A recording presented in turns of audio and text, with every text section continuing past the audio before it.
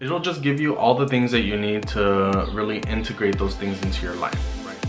Hello everyone! Welcome and thank you for clicking on my video. My name is Carlos, and if you've watched any of my previous videos, I just want to say thank you and welcome back, and I really appreciate your support and clicking my video. If it's your first time, I'd like to say welcome. So today I'm going to talk about a book that's really close to my heart, a book that really transformed the way that I see the world, the way that I experience people, and it's been life-changing for me. It's incredibly deep and profound, but it's one of the most easiest books that you will ever read. So if you're interested in this book, it's called The 4 Agreements by Don Miguel Ruiz. It's an ancient Toltec wisdom book. It's amazingly written and it's easy to read. It's great. You need to check it out. So today I'm going to talk about the 4 agreements. So I'm going to list them off, and then I'm going to go ahead and dive into each one and what it means to me and what I got from the book. So quickly, I just want to read a description that I found online. The 4 Agreements, A Practical Guide to Personal Freedom, is a self-help book by best-selling author Don Miguel Ruiz with Janet Mills. The book offers a code of conduct based on ancient Toltec wisdom that advocates freedom from self-limiting beliefs that may cause suffering and limitation in persons' lives. It's super easy to read and I highly recommend it. I first read it in 2012 when I was going through a lot, just mentally and physically. It was right after I broke my elbow. So this book just means a lot to me, and it started my transformation. It's a part of a 3-book trilogy. This is the first one. It's called The 4 Agreements. The second one is The Voice of Knowledge, and the third one is The Mastery of Love. If you guys like this video, I'm more than happy to talk about each one. I have read each one and they are all amazing. I believe it was originally written in Spanish, so if you read Spanish, I would highly suggest reading it in Spanish. I read it in English first, and then I've read certain parts in Spanish. It's translated really well and it keeps the same meanings. It's just, I feel like when you read or speak Spanish, it has more heart and it has more feeling. So I love the Spanish one. If you read Spanish, go ahead and read it. So the 4 agreements are as follows. The first agreement is be impeccable with your word. The second agreement is don't take anything personally. The third agreement is don't make assumptions. The fourth agreement is always do your best. So these 4 agreements, they seem very straightforward, which they are, and I'm gonna go ahead and dive into each one and give you an idea of what it means to me and how I apply it in my everyday life and how I've applied it since I've read these books. Now, these 4 agreements are, I would consider them like stepping stones, so to speak. So they're a guide. Honestly, they helped me out a lot just because, I mean, how many times have I taken things personally? How many times have you taken things personally, right? How many times have you not done your best? Or how many times have you assumed things, right? So all of these things, they're common, we do them all the time, and this book just kind of brings everything back, and it just allows you to take power over those things again. Hopefully there isn't a lot of background noise, but if there is, I apologize. So the first agreement is be impeccable with your word. So for this agreement, first, Don Miguel Ruiz analyzes the word impeccable. So the word impeccable comes from the Latin word peccatus. So that word means sin. Now the I am before that, impeccable, means without. Right? So if we analyze the word impeccable, it's without sin. It's not as religious as you would think. Sin is not the same thing that religion says it out to be in the Toltec wisdom. Sin in this case means anything that goes against yourself. So anything that you speak that goes against yourself, and if you go against someone else, or if you're speaking, badly towards someone else, we are an extension of everyone, and we are all just different versions of each other. So that goes on with the words that you speak to other people. So in essence, this agreement focuses on choosing your words carefully, right, before you speak them out loud. Now, to me, being impeccable with your word is exactly what it sounds like. I feel like it just means being true to your word. Being true to your word can mean a few different things depending on how you look at it, right? Speaking your truth. I believe that our words are incredibly powerful, and the things that we say are like little spells, right? So we're constantly doing spells. So whether it's good or bad is up to you to decide, right? It's up to you to choose the words that you're saying. So being impeccable with your word to me is just trying to speak well, right? Speak well of people, speak well of yourself, especially inside of your head. So this applies to the words that you speak to yourself. If you're constantly putting yourself down, that's not being impeccable with your word. That's going against yourself. If you're constantly putting other people down or judging other people, that in itself is not being impeccable with your word, right? Because you're speaking out, you're speaking against someone, which means you're speaking against yourself. Because we are an extension of that person. Because we are different versions of each other. The second agreement is don't take anything personally. Who has ever taken anything personally? Yeah, me. I mean, everybody has. It's normal. It's something that's part of society, right? Don't take anything personally. So it is what it is. It is what it sounds like. Don't take things personally. That includes things that people say to you directly. That includes behaviors that you observe from other people. And that includes the world. If something happens, don't take it personally. So this agreement advocates for you to have a strong sense of self, which is amazing. We all need it. And not needing to rely on the opinions of others. Having a strong sense of self is incredibly important with navigating this world, with navigating throughout your life. Not needing to rely on others' opinions is part of this agreement. So not needing to rely on the opinions of others to be content in your life, to feel a sense of self-worth. So I'm going to read a part that a little description that I found online, which is amazing. Ruiz believes that anger, jealousy, and envy, and even sadness can lessen or dissipate once an individual stops taking things personally. So think about that. So what that means is that anger, jealousy, sadness, all those things can be lessened in your life just by not taking things personally. You have no idea how incredibly helpful this has been to me, not taking things personally. It's been a rough road. It's been really hard to practice these things every day. It's every day, day in and day out, ever since I first read it. It's 2012. And now I don't really reference back to the book that much anymore. I just know that it's a good way to frame your life. Do not take anything personally.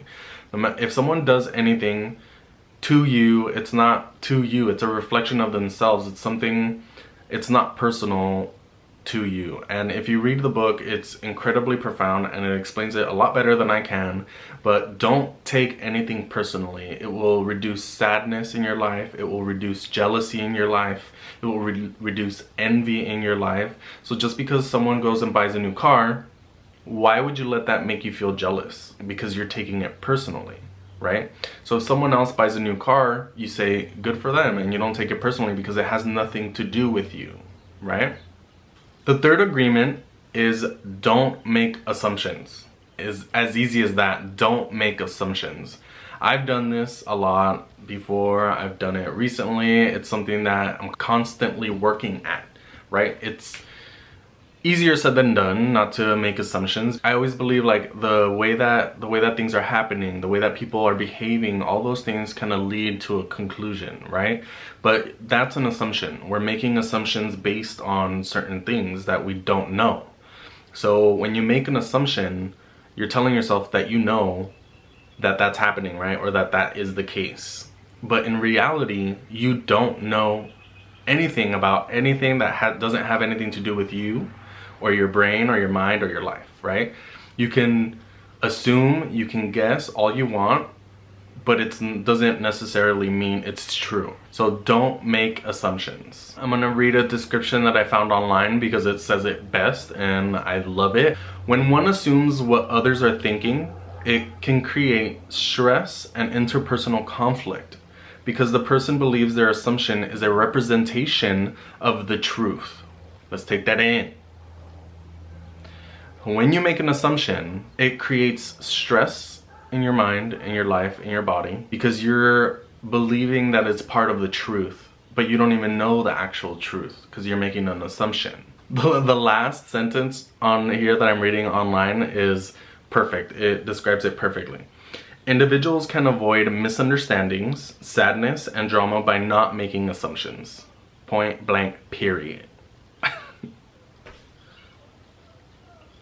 The fourth agreement is always do your best.